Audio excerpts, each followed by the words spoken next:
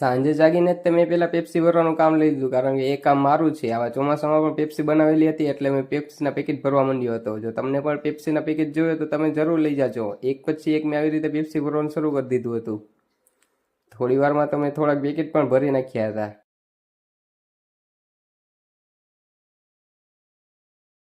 A few moments પછી હું આવી later. ગયો તો મારા મિત્રની દુકાન. તો અહીંયા જોયું તો આ ભાઈબંધ આજે પણ ગેમ રમતો હતો. આમની ખાલી દૂધ દેવાની સ્ટાઇલ જો. મને લાગે હવે ડોલી ચાય વાળા પછી વિશાલભાઈ દૂધ વાળા જરૂર નામ ફેમસ થશે અમારા ઘોઘામાં.